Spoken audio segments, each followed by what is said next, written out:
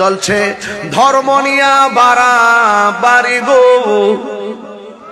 ধর্ম নিয়া বাড়াবাড়ি, আগুন ইমানের বাজার, তাই কগোশিয়ারে মানুষ, তাই কগোশিয়ারে। ঠিক কিনা বলেন? নবীর তাজিম মিলাদ কিয়াম আহলে বয়াতের সম্মান করিতে আউলিয়ার সন্ধান বলছে পরোয়ারে।